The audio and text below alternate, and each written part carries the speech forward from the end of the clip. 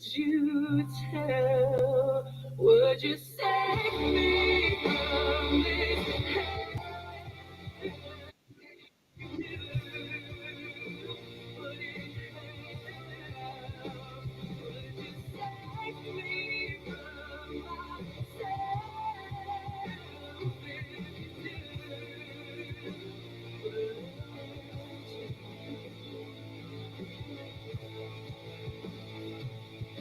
Hey, Stefan,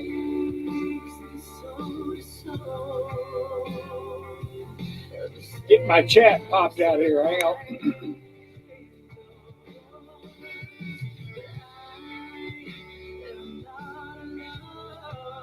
Can you hear that music I'm playing? Hey, Maple, how you doing, brother?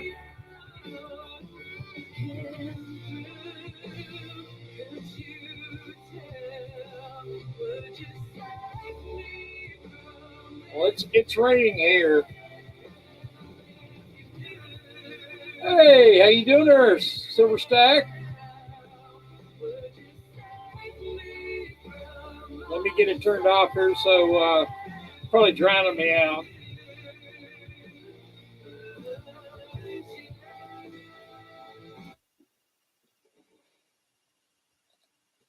There we go.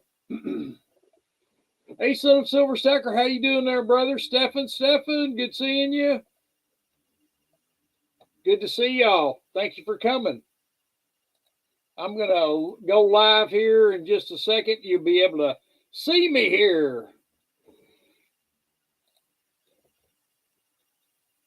Here we go. Got my camera up and going. Come on, chat. Get over there.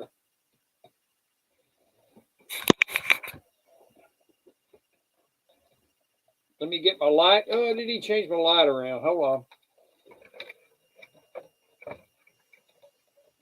Got too many lights here.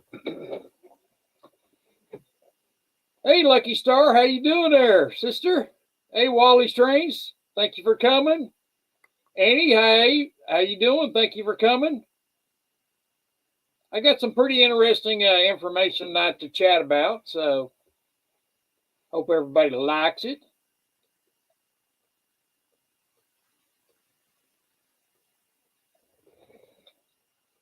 We're going to talk about. That's great. You wanna come up, Lucky Star? You want to come up and chat? Anybody wants to come up? I'm going to give you a chat or a link.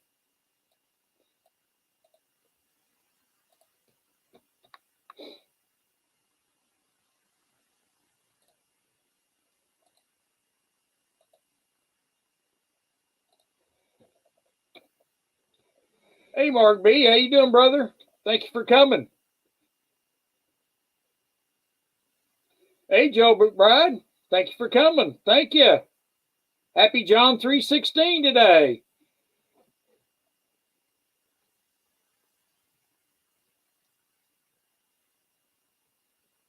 Oh, nice. I'll have to dig that out. I got that on DVD. Hey, Snakebite.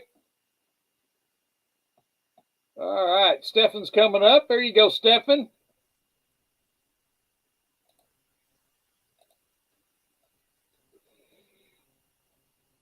Oh, very nice. Silver. That's good.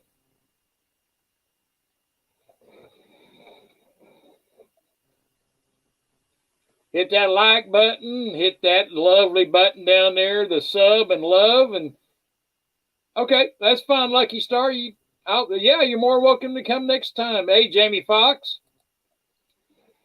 I see you got your dogs out there, Stefan.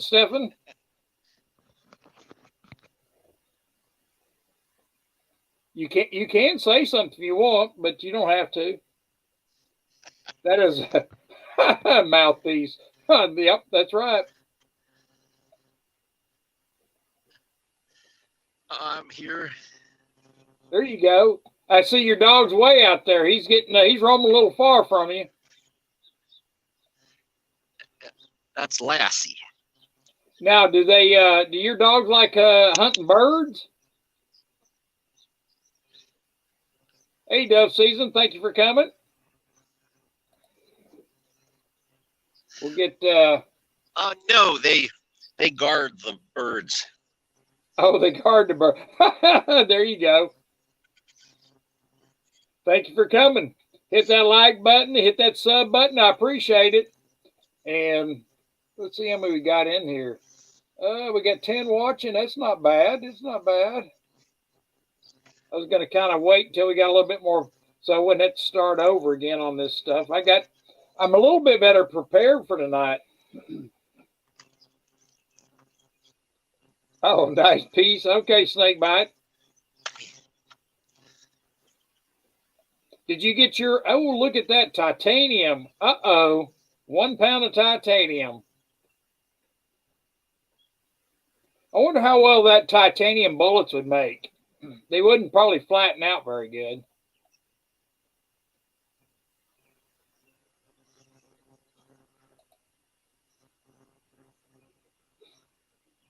Thank you for coming for Son of a Silver Stacker, SSS. You want to come up, Son of a Silver Stacker?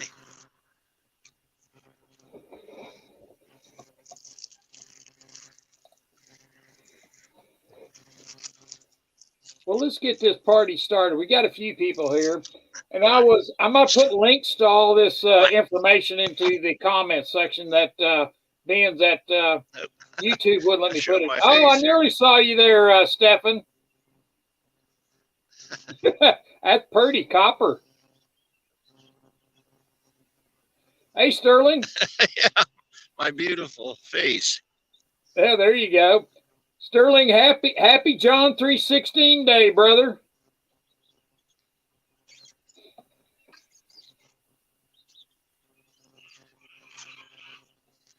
You got some titanium. Oh, there you go. $2 bill. Nice. Is it special?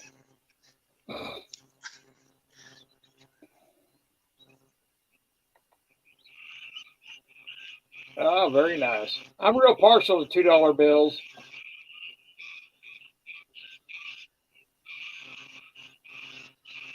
That looks good. Well, if we're going to show copper bars, I got to show my copper bar off.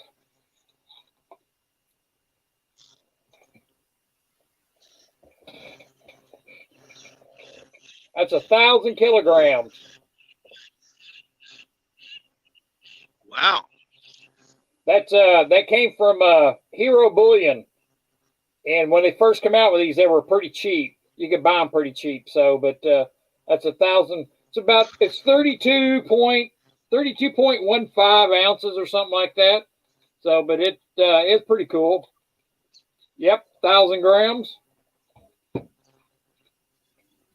Pretty cool.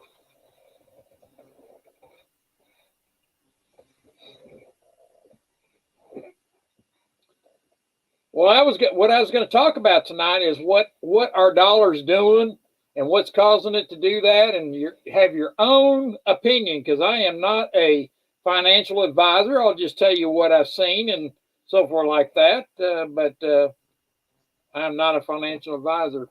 And what I've been seeing is the BRICS nation developing their new currency, and it's slowly China and Brazil are actually trading their own currencies back and forth to each other in yuan, and that is going to hurt our U.S. dollar. Our U.S. dollar has really gone down quite a bit as far as being, yeah, that's right, Mark, going down in value. And so with them trading in currencies other than the U.S. dollar, it's hurting our dollar because our dollar is not backed up by anything but petrol. So, and the dollar is down to about 51% of the world right now, compared to 75% of what people would trade with our dollars. So, let me read here an article here that was a part of it. And the dollar share of global foreign exchange reserves, there we go, drops to 25-year low. And so in the article they say it's fell to 59%, but I think it's gone down even since then. This was last year, May 5th of 21, or actually 2 years ago, when they wrote this article. And so you can definitely see where it has dropped from 71% to 59%. Now it's down to 51% of the world market. And they're just the world countries are dropping our actual dollar. So what really this happened here in March 28th, and this was really a big deal. And on March 28th, France bought 65,000 tons of liquid natural gas, not nitrogen, natural gas, and they did it in the yuan. So they're getting away from the dollar. So with these companies or these countries getting away from the dollar, it's going to put more pressure on these dollars coming home. So what does that mean if these dollars are coming home? It means it's going to cause massive inflation, and they're going to have to crank up the old printing press and print more dollars for us. So that means that we here in the United States cannot trade without using dollars. So what it's going to do is just destroy the dollar for us, and we're not going to have any type of backup other than the dollar. So it's destroying the dollar, and that's why they're trying to push this digital currency, because that's their only way out, or they think it's the only way out to get away from the falling dollars. Yeah, gold maple. Yep. And with oil going up and we're not printing, yes, Annie, that's exactly right. Think Zimbabwe or Venezuela. And that's what's going on right now. It's going to get worse and worse as these nations. Now the BRICS are more countries have signed up or trying to sign up to join the BRICS, and with these countries like Saudi Arabia, that's really gonna start here pretty soon, and I think it's gonna really hurt the United States. These sanctions that so-called Biden put on Russia to try and keep the dollar strong is backfiring on him, and so these countries are tired of the U.S. bullying with their currency, so they're going to dump it. So it's not going to be a good thing, and that's it's crazy. Does anybody else, Stephan, you have anything to say about it? Oh, I think I finally figured out how to not have it echoed. So that's a good thing. Yeah, it is, because you're not echoing. I had to turn off YouTube and just leave StreamYard on. Yeah, there you go. That'll do it, because right now I'm on StreamYard and I got YouTube muted right now, so don't echo. Ah, well, you were trying to tell me that. Yep. Yeah, that's that was the thing. Yeah, when you go live, you got to have YouTube off and stay on StreamYard. Look at those rabbits.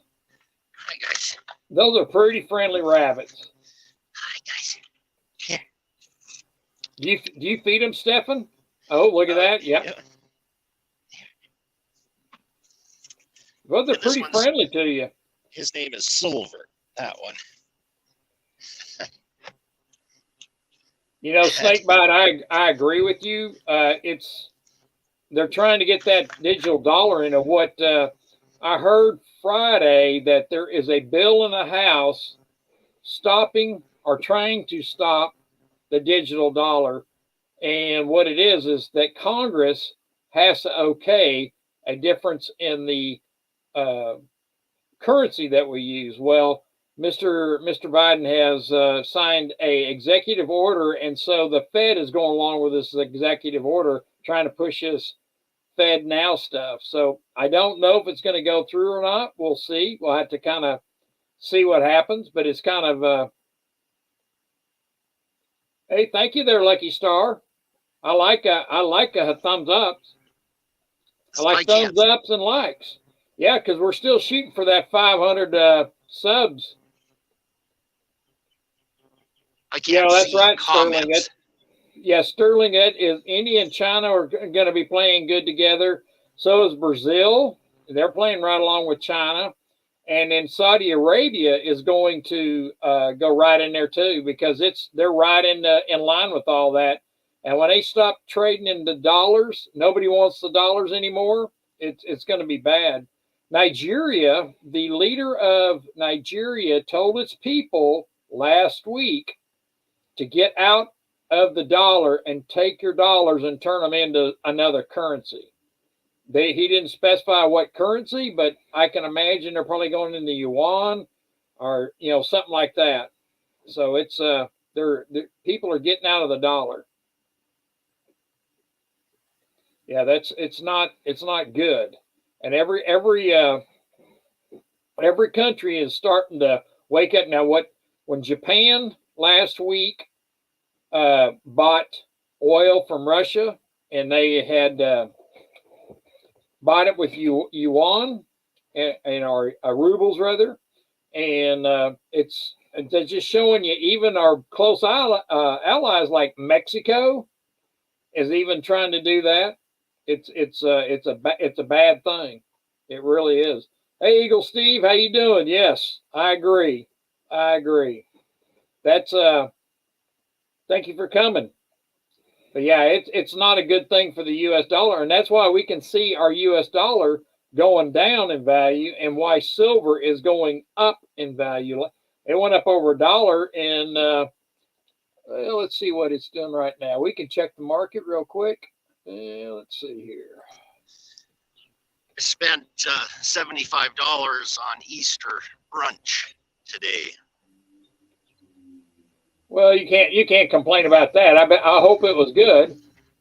It was good. Silver's down 6 cents, so it's hanging around there. It's about what it was when I was on Sal's stream over there. So I don't see JM here, so I guess Sal's still streaming over there.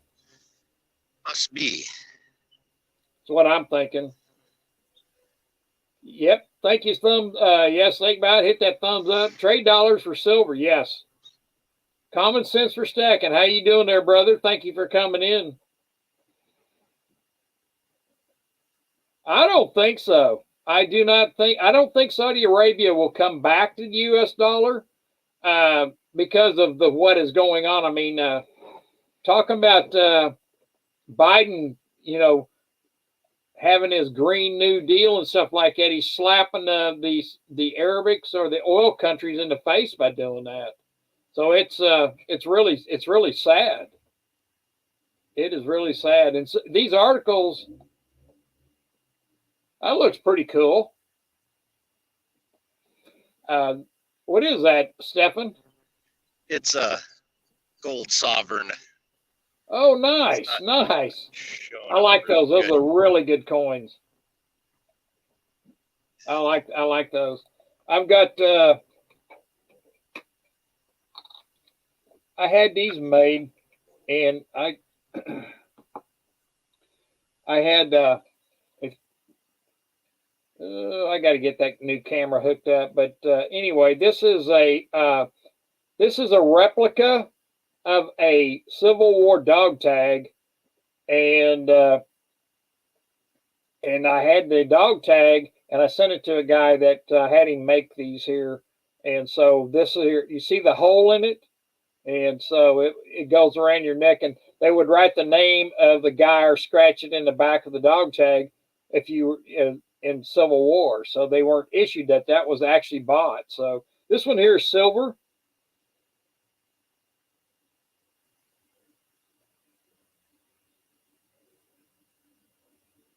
I had a few of these made. Yeah, thank you, Dove Season. Yeah, these are, so the original, the brass one I got is, I still have it, but I'm not going to get rid of the brass one. So I had those poured. So I think maybe I might have to maybe next week or something like that. I'll see if I can't find a couple of them and give them away as these weigh, I can't remember. I think they're a half ounce. Yeah, 0.5. And I got paperwork on them and everything like that. So I'll have to maybe give them away as gifts next week.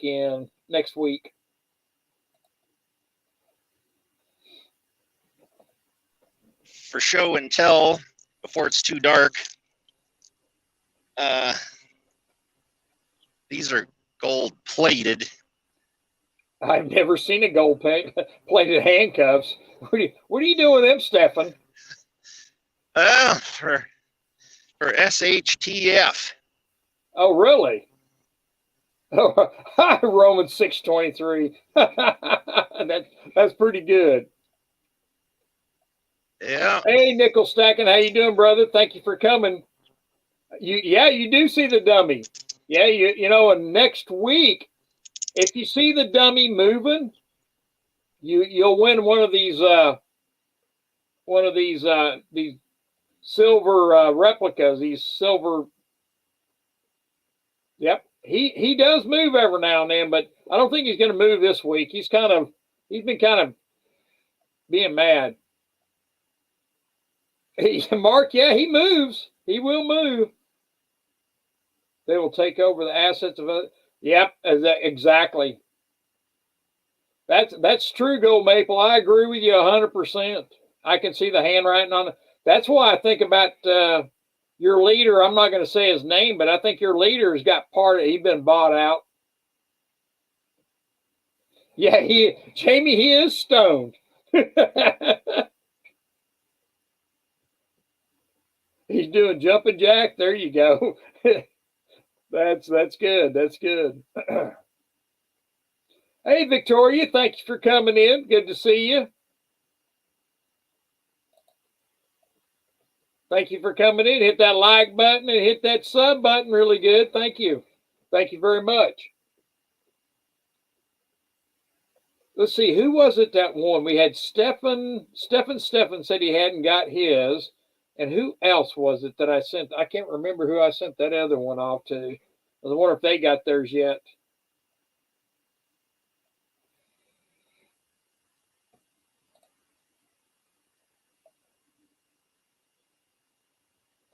I think you're going to see probably hyperflation first, Nickel. I think you're going to see that here pretty soon because, oh, Jamie, you haven't got yours. That's who it got. Yeah, you haven't got yours yet? Wow. Man, the mail is just slower than something else. Jamie, email me when you get that. And Stefan, yeah, email me when you get it, would you please, so I know you got it? No worries. Okay, you're in the sticks, Jamie. So is Stefan. I think he's in the sticks too. So it looks like it with all the geese and stuff. Yeah, that's for sure. But yeah, we're gonna have a little giveaway next week, and we'll do something about. You want one too, Mark? All right.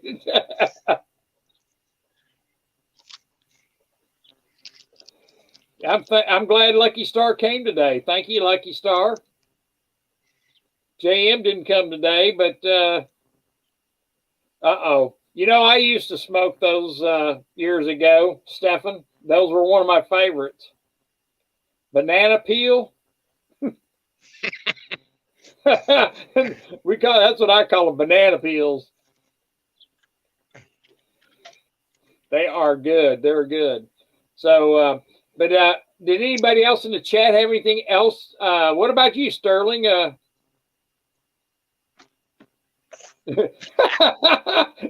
Yeah, Mr. Silver Wrench is jumping. Yeah, he'll jump around a little bit next week, I'm sure. But did you have anything to say about what's going on in the with the bricks and stuff going on? Oh, there you go. And I'm glad you got it. Thank you. I'm glad you enjoyed it.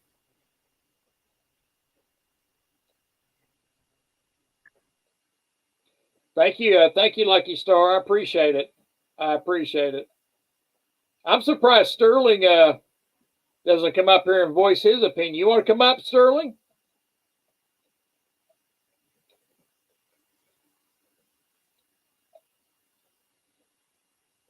Yep, exactly. I think you call that nickel. I think you call it a nail in the coffin, isn't it? Let me put up another link.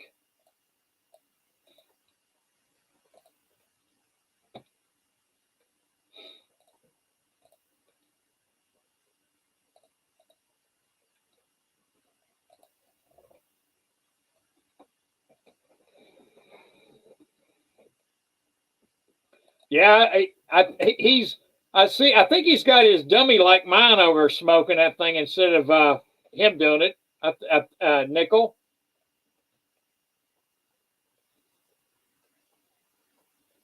He actually rolled up a left-handed cigarette. What he's smoking now, he's got a real Swisher Sweet.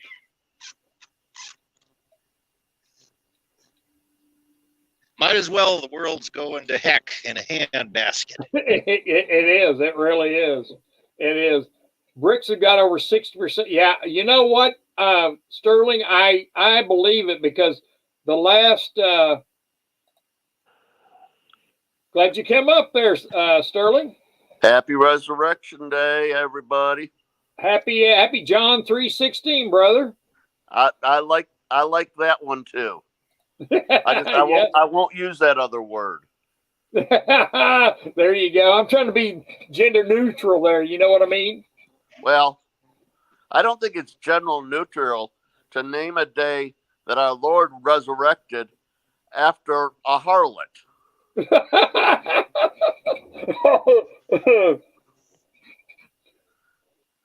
It just doesn't make a whole lot of sense to me. Yeah. And the two really big things that happened this week with BRICS that are the thing with Japan buying the oil in yuan is huge. Yep, it is. And I heard that on Wednesday that Germany made the decision to join BRICS. Oh, I didn't hear that.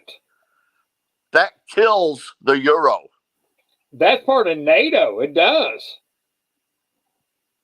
That is just big time. I did not know that. So I do take that with a grain of salt because I've only heard it from one source. So I mean, keep your eyes open for that because people spread a lot of lies these days.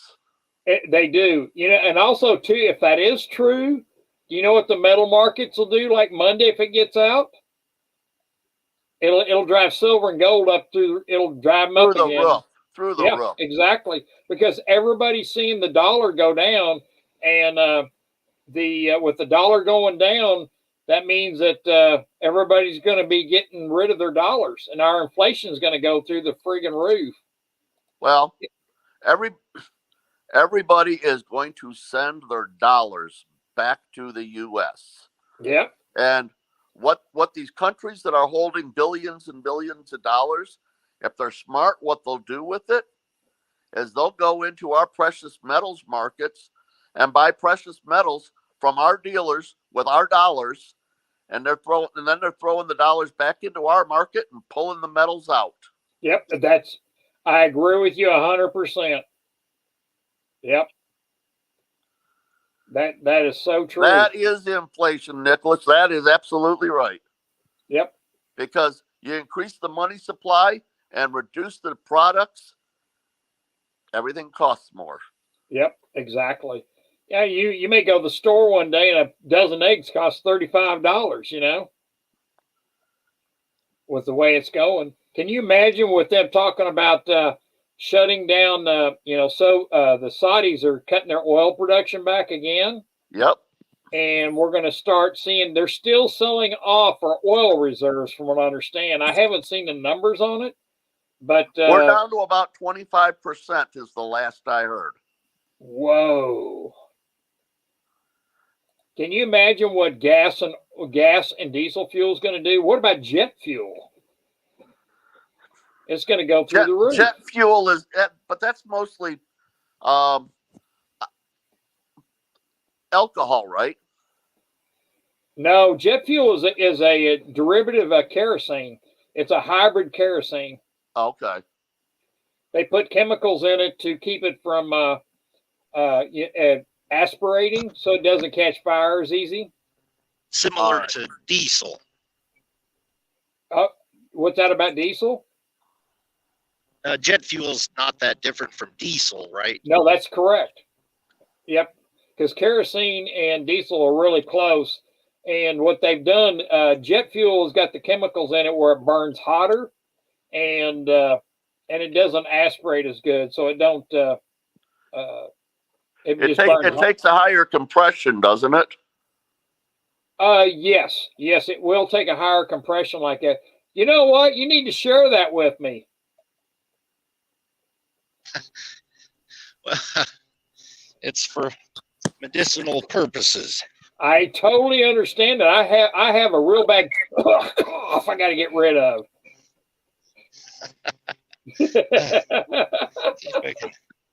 Oh Lord! You know, next week we're gonna have to have an adult date because I'll have me a cocktail in my hand. So. Well, this isn't going to get you a strike, is it? Nah, I don't. No, No. not that. I That's why I'm being real I know careful. people that smoke cannabis on their videos. Yeah, if you do that, they And might don't get say in trouble something for about that. But you know what, Sterling? I don't do that, but that's only because I don't smoke it. I only eat it.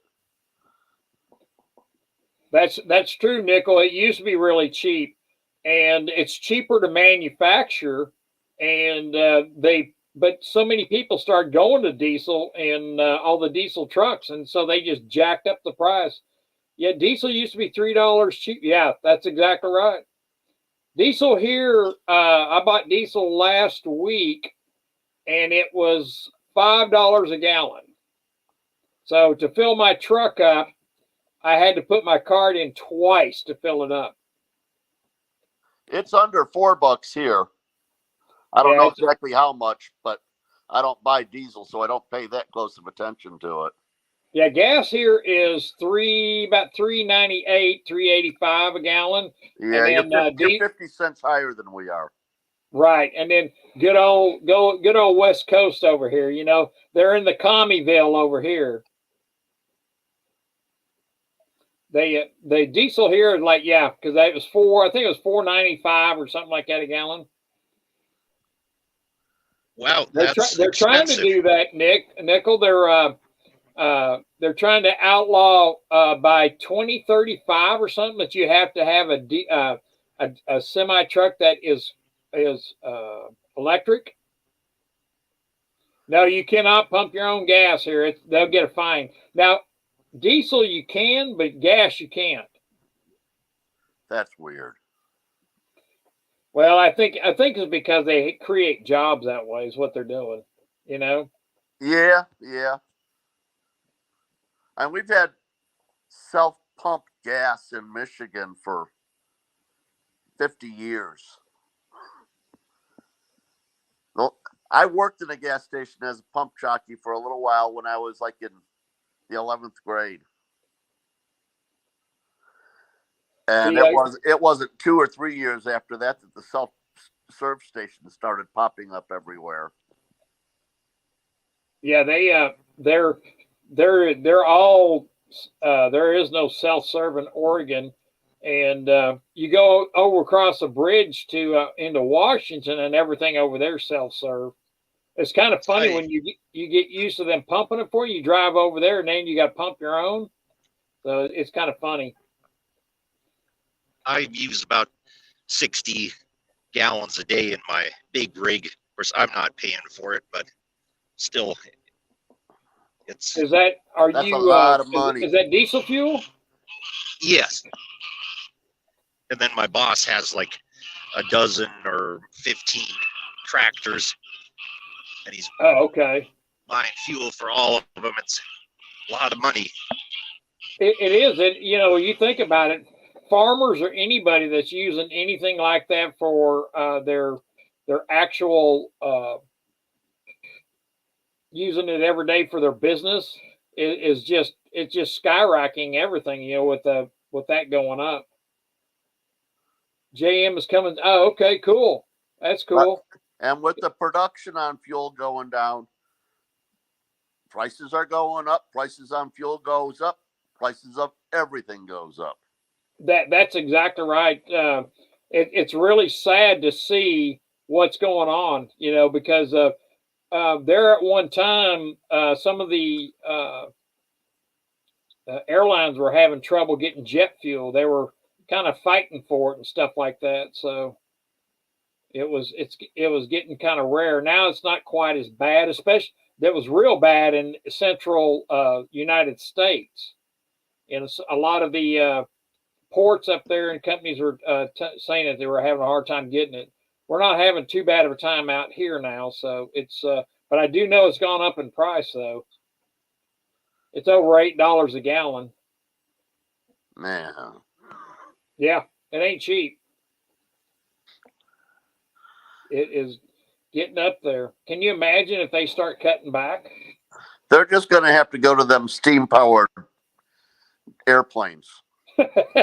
Steam powered, yeah, there you go. I haven't been on a commercial plane since 9/11 happened. Is that right? Yep. Yes, you're right, Snake Bite. With fuel going up, it's going to just come right out of our pocket. They'll just pass it right on. Well, Stefan, I fly not as much as I used to, but I do fly. So, and with this new customer that we just got in, I had a meeting with him Friday, and he was talking about making sure that I'd had access to Europe real easy, so I can get a hitch a ride to Europe. I've never flown a lot. I mean, I've probably been on an airplane 20 times in my life. Oh, is that right? But since 9/11, it's a pain in the ass to fly. Yes, it is. It really is. I would much rather drive to Oregon to visit you than to fly to Oregon to visit you. Yeah, I totally understand that, and stuff like that. But it depends on time frame if you have the time to do it. But sure. I was calculating whether to fly to Dallas or drive down there and then have some stuff shipped down there. And to have it shipped down there, it's easier for me to drive it down there than fly down. So it's really hard. And when you don't pay for tickets, flight tickets, it's really hard not to fly, because it's more expensive. Well, that does take the sting out of it a little bit. Yeah, it does. It does. I took lessons in a ultralight airplane, the kind with a hang glider wing, and where you got a snowmobile engine. With the motorcycle engines on them? Yeah, it's a Rotax engine, and that was dang near 20 years ago, but I think they sort of regulated those out of existence now. But it was fun. I just last week saw a video clip for somebody that has got a commercial flying car that they're coming out with. Well, finally. It's got these great big fans that are on the sides and they lift up, and when you're up flying, they drop down kind of like gull wings, and that's where you get your lift from. But they don't. I mean, I think they go 20 feet off the ground or something, no more than that. But they're commercially available now. Where the hell can you use them?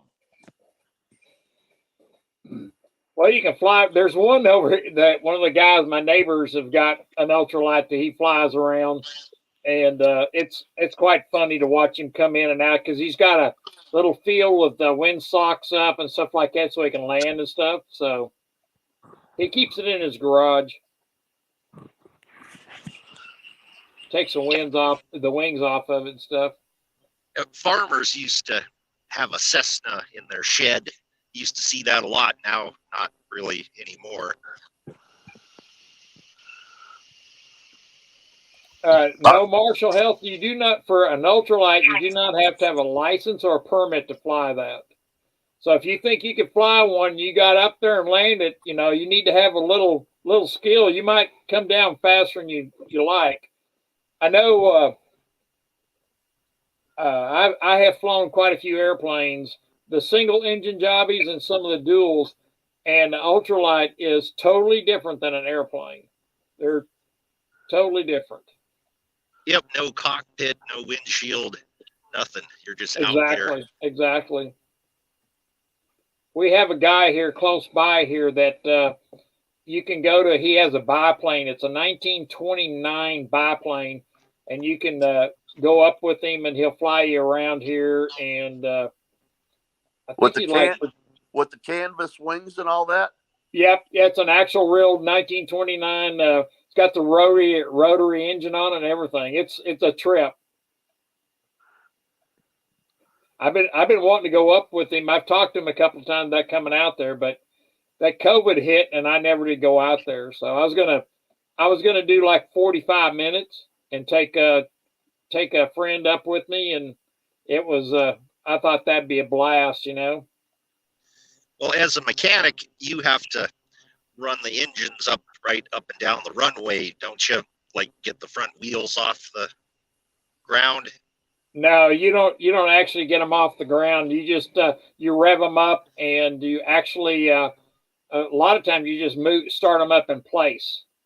And I have taxied them around, but you don't get them off the ground. That means you'd be flying it, and that would get you in a lot of trouble. Hey, Barbara, thank you for coming.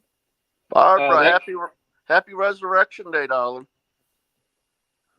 Hey, Barbara, happy John 3:16 day. But yeah, that you can't do that. Hey, Red Light, I missed you up there, buddy. 25, 30 years ago, I was working in Ann Arbor. I lived about 15 miles north of town, and I had to take 23 into town every day. And I'm driving down the expressway, and there's a rest area just before you get into Ann Arbor. And there was a little single-engine Cessna sitting in the rest area.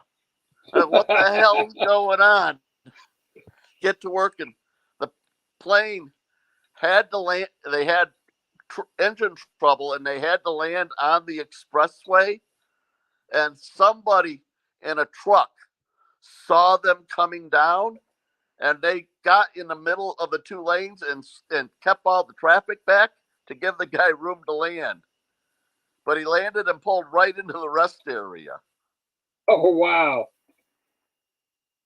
You think about it, that's a mighty big plane to get in that rest area, It was tight. I mean, he pulled into where the semis park and stuff, so there's more room there, but still. Right. I know when I did my solo, that was quite interesting. Go up without your instructor there going up. And one thing that during when they were teaching us how to do with power on and power off stalls, and I'll never forget my instructor. We're flying about 5,000 feet, and he reaches up and turns the engine off on the plane. And we're cruising around. And I kind of look at him. And I says, what are we going to do here? He says, I want you to start looking for a place to land. And I'm like, oh, gosh, okay. So I started getting everything ready to land in a field. And, if you're landing in a field like a plowed field, you want to land with the way it's plowed, so it helps. Yes, you get in a rut and stay in that rut. Yeah. So we started going down, and we got closer and closer, and I kind of looked at him before I said, are we really going to set this down in that field out there? He just kind of no, started up. So I reached up and started a plane again and took off. But he wanted to see if I'd freak out, Hey, Sergeant Go. Hey, JM, thank you for coming, brother. You want to come up? But yeah, that was kind of freaky that the But first time I mean, did even that. Because, in a plowed field, that could tear up your plane pretty good. well, see, that's what I thought because that was a rental. I was renting a plane, and it was kind of I just didn't know what was going to happen, so I just like, oh man. So, but yeah, we were about, I don't know, 800, 900 feet above the ground when he said turn it back on, maybe 500, I don't know, but we were more closer than I liked, So, but I sat there and set it all up to land in that field, and it was a Cessna 152, a small two-seater plane. But that was quite interesting. Now doing a power on stall, I did a power on stall on a 172, and I didn't know what the heck to think about it because when you do a power on stall, and you're about 5,000 feet when you do it, and you got to make sure you put the right rudder in and all that kind of stuff. But the plane starts shaking really bad. I mean, it starts shaking bad. And I'm like, man, it's going to shake this plane apart. And we just nosed it over and put the right rudder into it, and off you go. But it's just a lot of times they do this. The instructors will actually test you to see if you're going to freak out. Take you to the point where it could become trouble. Yeah, exactly. Because I mean, if you freak out up there and you start just going bananas up there, you got your instructor there, but you need to know how to do that stuff because it could happen to you if you're up there alone. You need to know how to do that. There was a movie that just come out with Dennis Quaid that was in 2009. They were in a twin engine Bonanza. Was it a Bonanza? Yeah, I believe it was a Bonanza. And King Air. It was a King Air. And so, hey, Hoosier, thank you for coming, brother. Hit that like button but his pilot that was flying it had died on the plane. And they showed it, they reacted everything. So when did I come a superstar?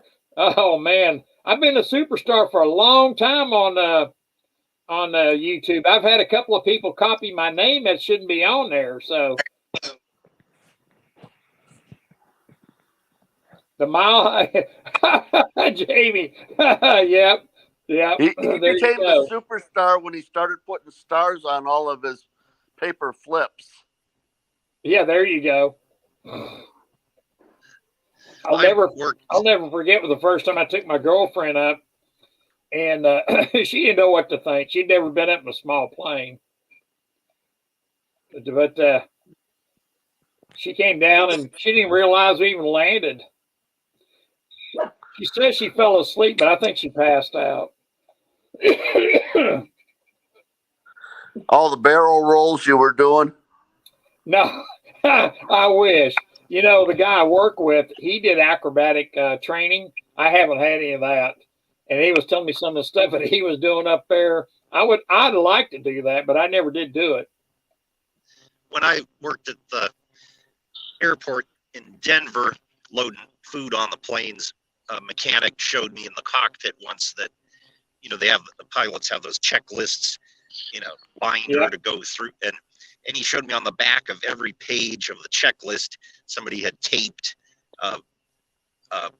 cut out of, like a Playboy Penthouse magazine. On the back of every page of the safety checklist, it was porn. And I was like, whoa, things were different. Yeah, it was back then. That because you can't do that now with so many female pilots, Yep, I only ever saw one female pilot. We loaded food for Continental Airlines. Oh, Continental! Yep. Continental. They got absorbed by who was that? Northwestern, and then Northwestern got absorbed by was it Delta? Yeah, I think Delta bought them out. Yeah, it's a dog-eat-dog world. Oh, it is. You know that it's so cutthroat that to hear that. Yeah, that's right, Sergeant Gold. That's exactly why they call it the pit. Yep. Yeah, he's all got it. So that's funny. Yeah, Victoria, you want to come up and chat? I'll put up a link for you, Victoria. What happened to Stefan? Stefan got booted. He got the boot. He's gone. I'll have to put him back up there. I'll put up another link. I'll be on here for about another 15 minutes or so, and then I'll shut it down. That way you don't have to listen to me sit out here and yak. No, oh, you're good. Okay. All right. Well, that's fine. You're more than welcome to come up, Victoria. You're welcome. That's for sure. Yeah, that's and yeah, and now that there he is again. Come on back up, Stefan.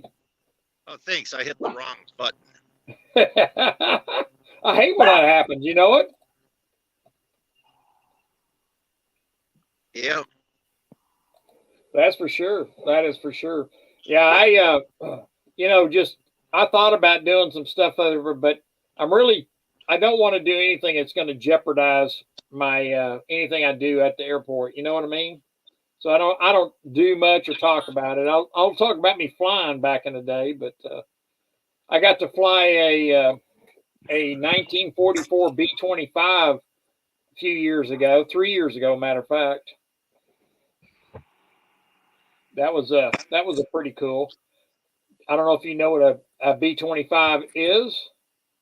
I do. I got to fly one out of the museum over in Madras, Oregon, and I know the grandson of the owner of that museum over there, and we took that plane up, and I got over there. He just got checked. He had a check. Oh, it was fun, Jamie. He just got his check ride. They just finished up a Messerschmitt, the 109 Messerschmitt for the museum, and a P-40. And he yeah, they don't have a B-52.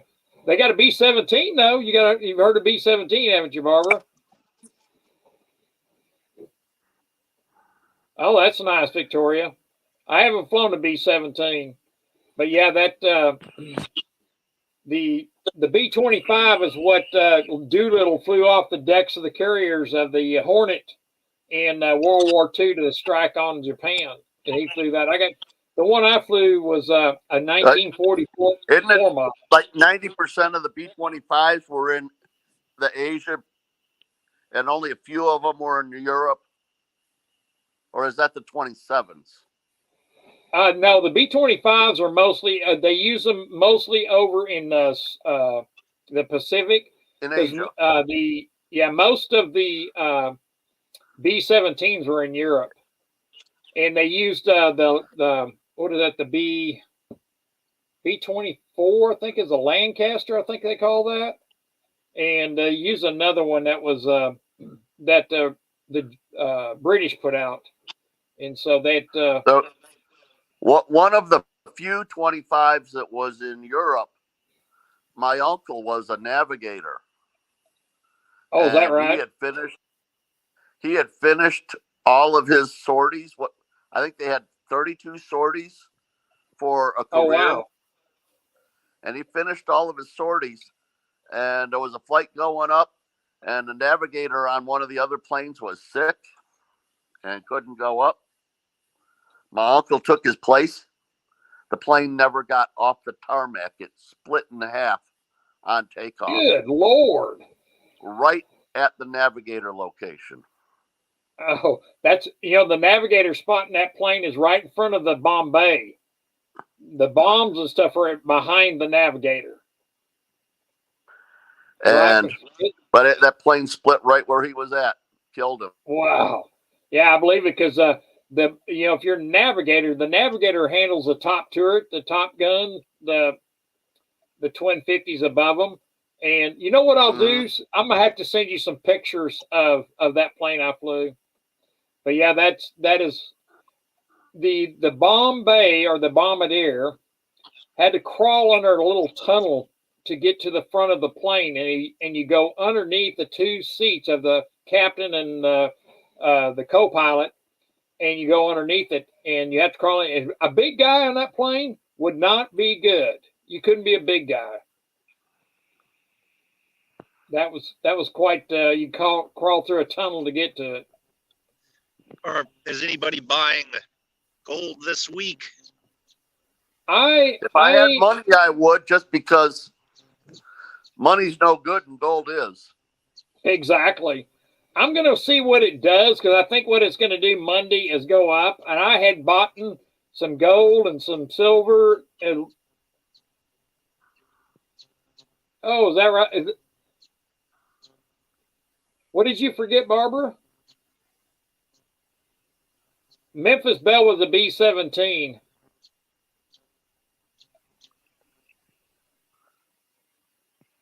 I have never used a flight simulator, Sergeant Gold. I've always been actually in the plane to do that.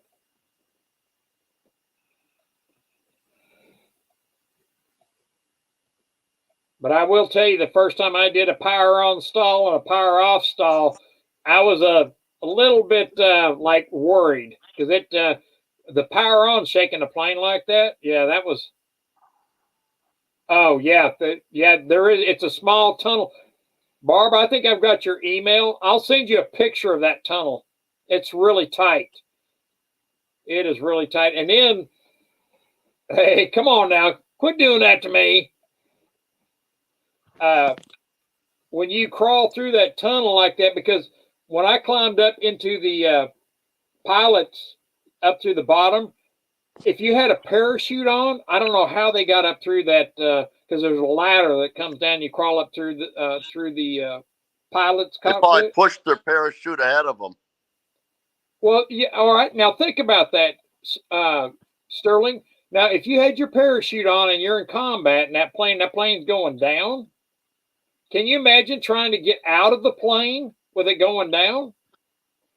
I was thinking about that. And even if you're going through the Bombay doors, you got the Bombays open, and you're trying to go out there, you got to crawl through a tunnel from the navigator spot over the top of the Bombay to get out. It's really tight. I don't know how they got out of there. Do you have access to the records from World War II planes? No, I do not. What, like mechanical records? Like the sortie records. Oh, no, I do not. I'd love to have some of that stuff. My godfather was a pilot on a 17, and he finished finished his entire flight career in 40 days. Oh, wow. It was like one of the quickest team, and they'd never lost anybody on their team. Wow, that's good. My ex-father-in-law, he was on a B-17, and he was a navigator. He was down in behind the pilot, and he navigated, and he also did the top turret. And doing that, I wanted him. I asked him if he had his bomb jacket, but he had already wore it out over the years, because when he got out of the Air Force, he wore it all the time. Hey, JM, do you want to come up? I had one from my uncle that I wore in high school. Oh, is that right? Well, I had a carrier jacket from it was 50, I think it was 59, and I wore it through college and extra up and farther up in when I like 20s and 30s, and when I started working out all the time, my chest I couldn't even zip it up anymore. So I sold that jacket. The one it was not the leather one. It was canvas, but it was lined with a real heavy wool lining. Oh, nice. But it wasn't that. Mine. It wasn't that really spiffy pilot jacket. It was more like a winter parka.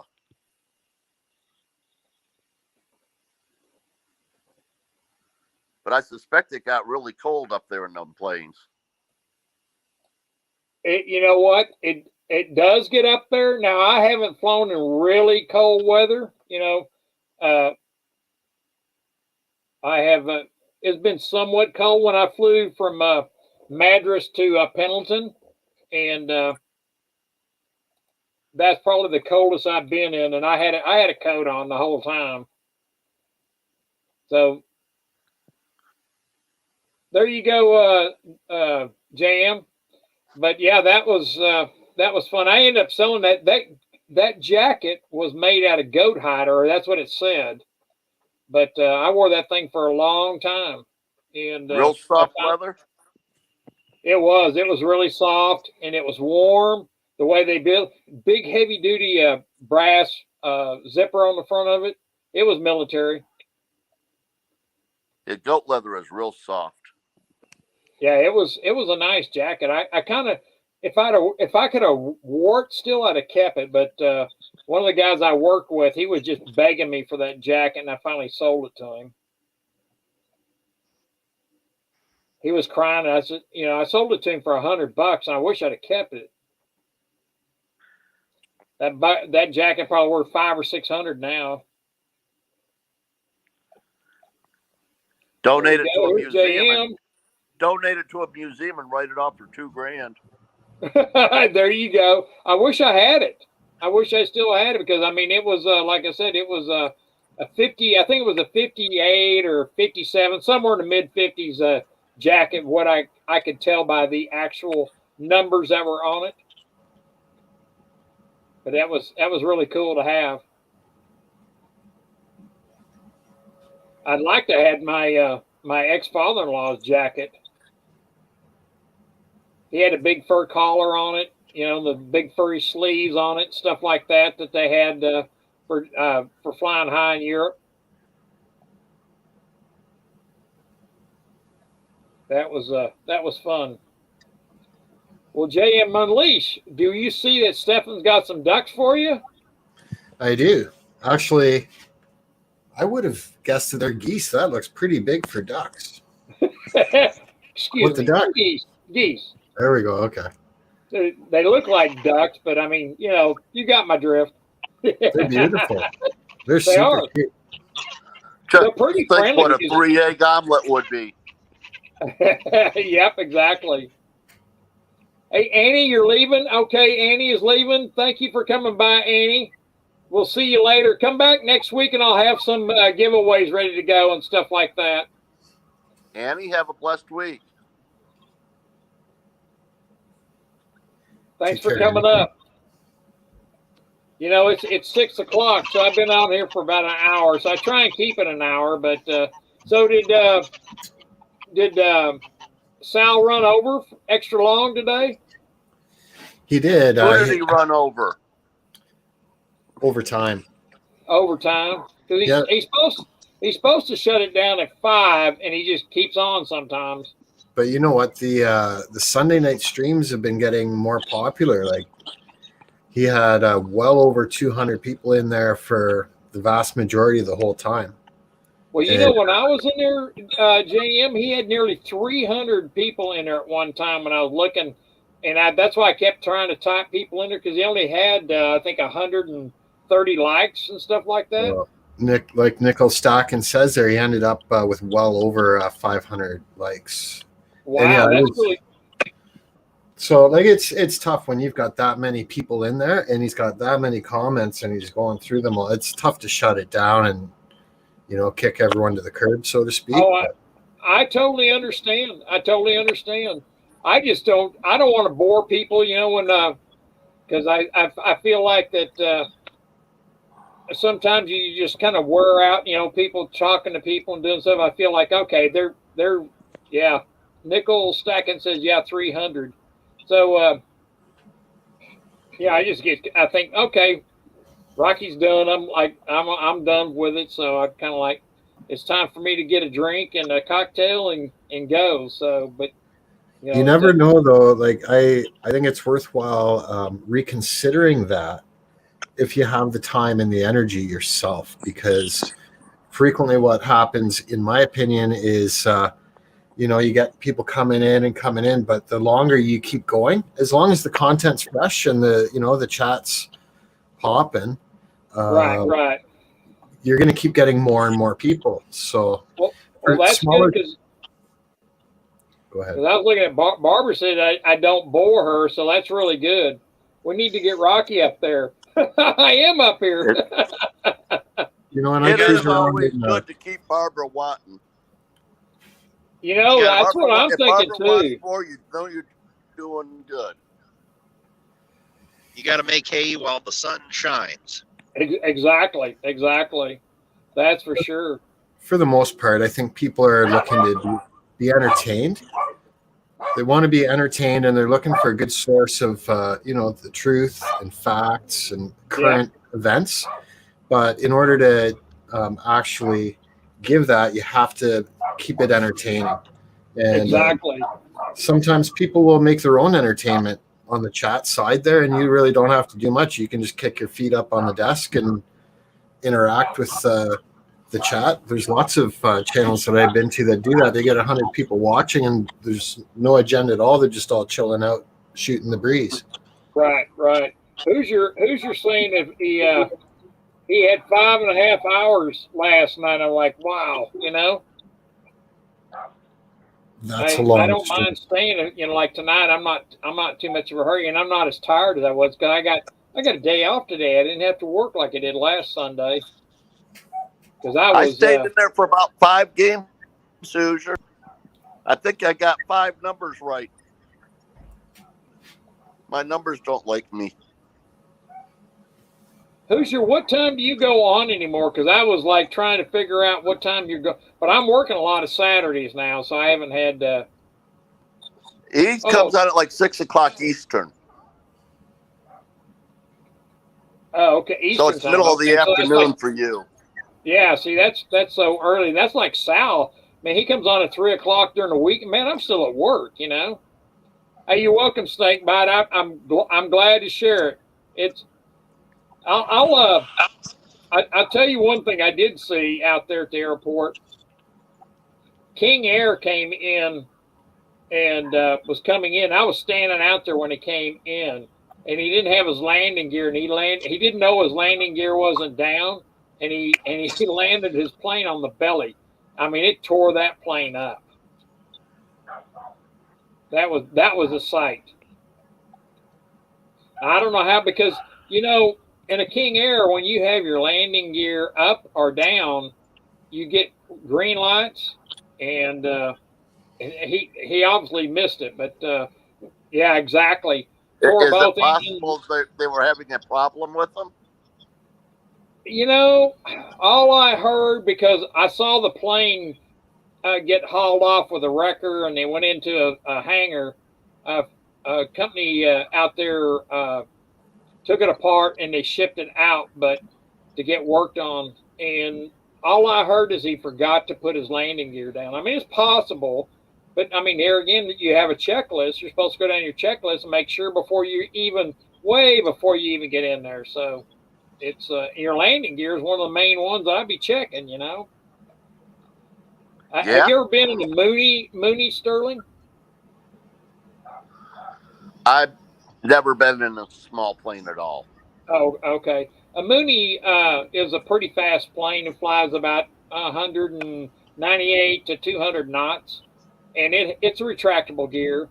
And I've flown those, and the retractable gear is all the ones I've flown were all mechanical. You had like a little bicycle chain, and you had a little crank, and you'd roll your gear up, and you'd roll your gear down manually. Yeah. And they're the older ones, and so I really like Moonies. They're really fast planes, and they get I would say 6 to 8 gallons an hour for fuel consumption when you're flying. They're pretty cheap to fly. I think I'd actually feel more confident about having to manually drop the landing gear than rely on the electronics. Like, it reminds me of the Corvettes, with the pop-up headlights, and Yeah. You just give them a couple of years and only one will pop up. That'd be really bad for landing gear. All right. Yeah, that. Yeah. I mean, if you got to crank it, you can feel it when it's in place. Yep. You know when it's down, you know when it's up. So that's exactly right. Yeah, it's Now, the only kind of encounters I've ever had with small aircrafts, honestly, is I've lived on so many lakes in my life, and every lake I've lived on, there's been somebody that owns a seaplane on the lake. And I have been fishing, I can't tell you how many times, and had seaplanes landing maybe 300-400 feet away from me. right. And that's a little tricky. That movie I was telling you about, they kind of really emphasized, because I'm around that stuff, and I found it kind of being boring the way they did the movie. And I'm like, no. I guess somebody's never flown a plane, because the guy that landed that plane, his pilot is he'd only had one flying lesson, so I guess you could be scared. I guess I don't think about it anymore, but Tell you the scariest experience I ever had on a relatively small plane, if you like. Sure. We were in Belize, and we were going from the Belize City airport to one of the islands. And there was, about 20 of us? But the plane that we were going on only had 15 seats. So the other 5 of us had to kind of hunker down in the back. And when they weighed the plane, they said it was over a couple 100 pounds more than what it could do with that amount of fuel. So we had to get rid of our carry-on, like our carry-on baggage, and they had to ship that to us separately. So we knew we were at maximum weight, and when we were rolling down that highway, like you could tell we were going, and it's like, holy cow, when are we going to get some lift, and when's this runway going to run out? And when it took off, like normally on a jet or something like that, you're leaving the ground fast, eh? Well, not this. Like it looked like it was only going up about 1 foot every 5 seconds. Right. Very scary. That's that would be. I guess the scariest time I was flying in the uncontrolled airspace down in Dallas, and when you're flying over an airport or stuff like that, you got to be real vigilant on what's coming at you.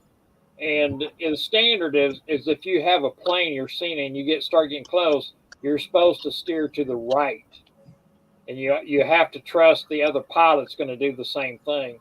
And we're over uncontrolled airspace, and all of a sudden I'm meeting a plane head on, and we turn, and he turned right and I turned right like we're supposed to. And but that was probably the most scariest. And how close landing on a grass strip was my first time was a trip. That's always interesting, because you got to come down and you're landing on a grass strip, and you make sure that you're coming down at a really minimum amount of speed. You got full flaps down and everything like that coming in, so it's kind of a different thing. It's like a bush pilot would do, or something like that up in Alaska or something. Some of those bush pilot planes are cool. Like they can take off in a couple 100 feet they're in the air. Yeah, a Maule is incredible how fast it gets up in the air.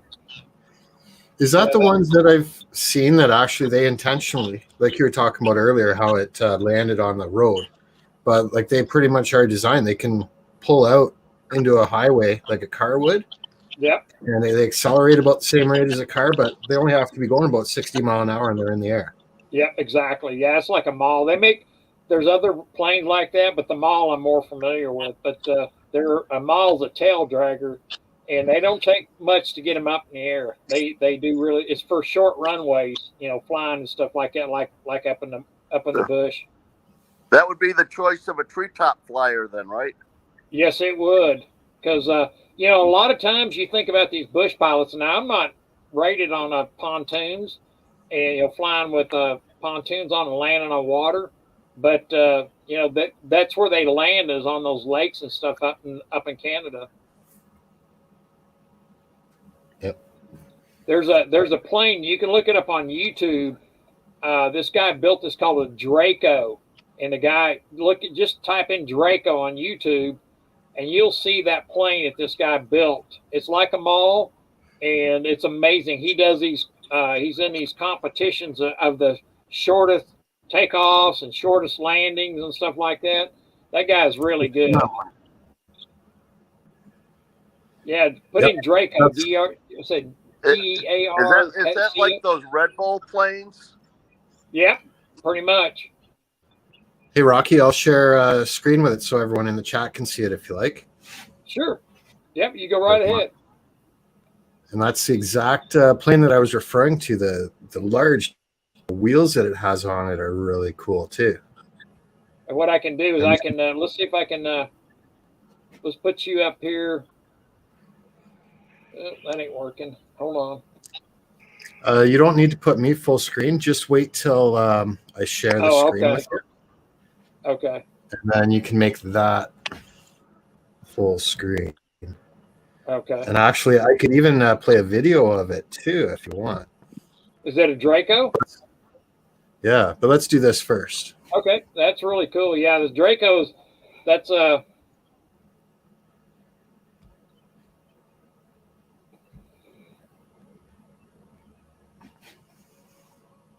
yeah, they really are starting to go. They really are. There it is right there. Add to stream. There we go.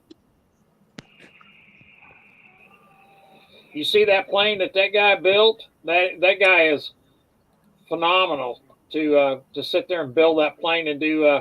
And see those tires he got on there? Look like off-road tires for a airplane. Yep. That is for landing in a farm field. It is. That thing is amazing. I saw some of his videos on competition of flying, taking off and landing and stuff like that. So it's pretty amazing. That is amazing. Would it be valuable to have some kind of shock absorber system on the wheels, though? Well, so it's not just a hard attachment to the body. The landing wheels on the front right there, they do give. They do have a little bounce on them.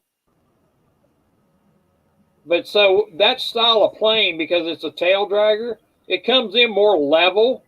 It doesn't flare out like a regular, like a 3-wheel up front plane. It's a little different. Yeah, that's very, very cool on that. Are you? Do you want me to try to share a short video of it? Yeah, sure. Show it. That'd be great.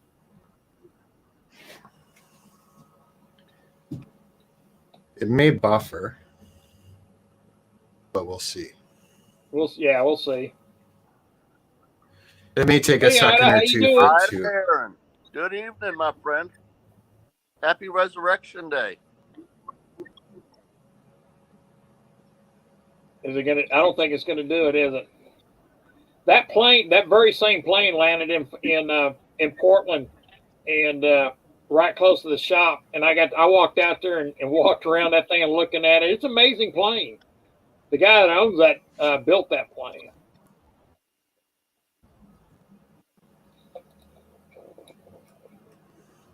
Yeah, it's amazing to see it take off. Aluminum body. It's fiberglass.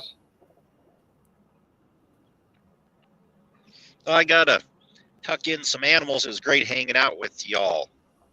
Thank you, Stephen, thank you for coming, and thank you for coming. We'll look forward to you next Sunday. Hope you come back, and I'll have some pretty good giveaways next week. So those half ouncers I'll be giving out. Hey, cool. Stephen, thanks for showing us some of your babies. Yeah. Oh, thank you. Thanks. I love those little rabbits, Stefan. It made my day to be able to do that. Yeah, I like it too, Stefan. Thank you for showing. I like thank you guys. All right. Well, you guys have a good night. We'll see you. All right, you too. Take care. Thank you for coming. There you go.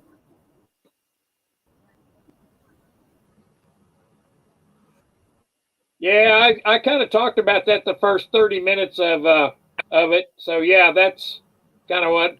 Yeah, you have to come back and watch the first bit of it, Ida. I'm gonna put some links down there so you can actually see it. Good night, Ida. Thanks for coming.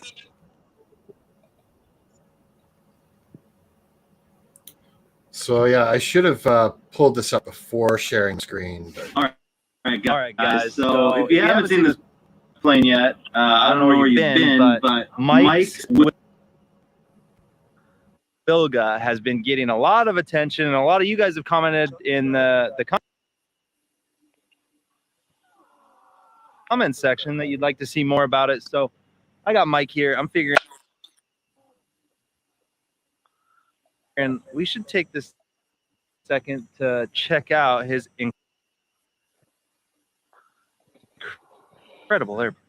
I'm Trent Palmer. I fly drones for a living, journey off the beaten path of aviation.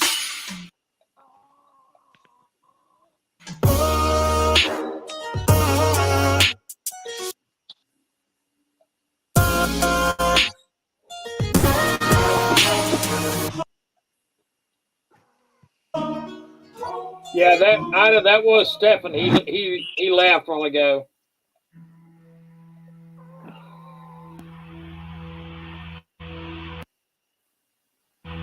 Yeah, that's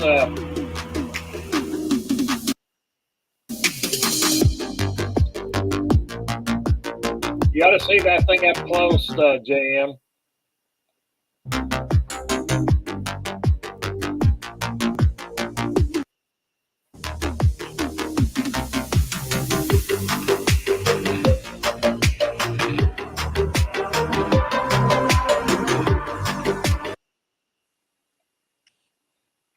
Doesn't that look like he's just sitting it on the ground? Look at it. The way it's coming in, it's going to just kind of really slow.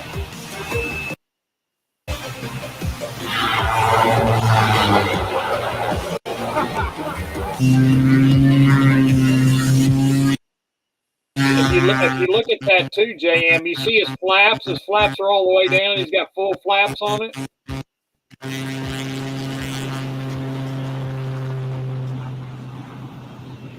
I thought when you had your flaps all the way down like that, that made you go up.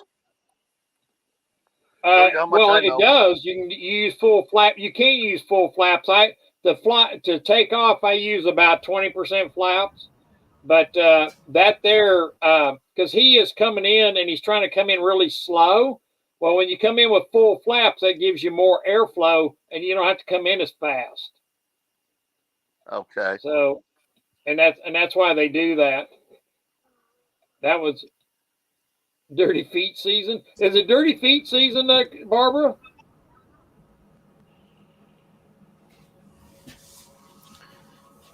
Sorry about the buffering on that video.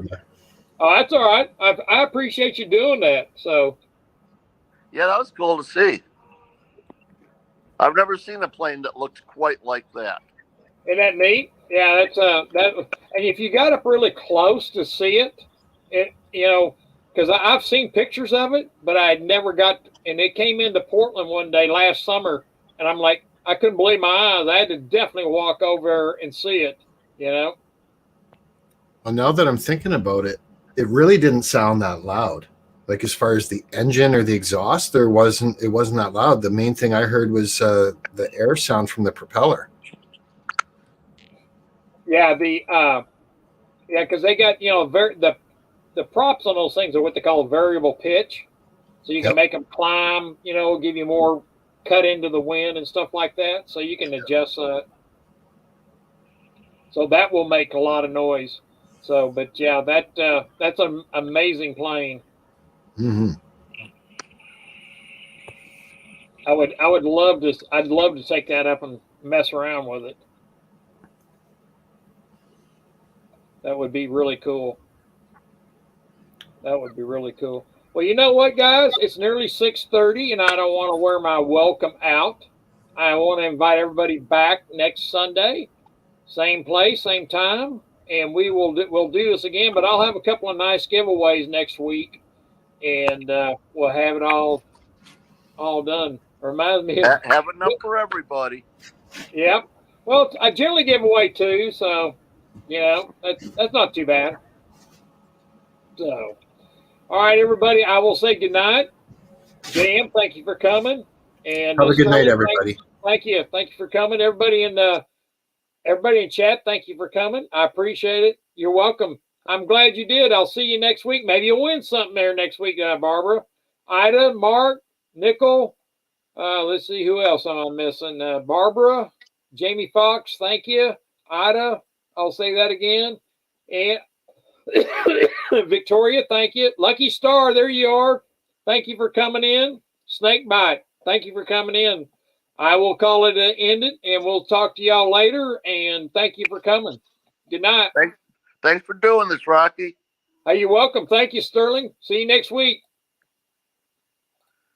Peace out. Peace out.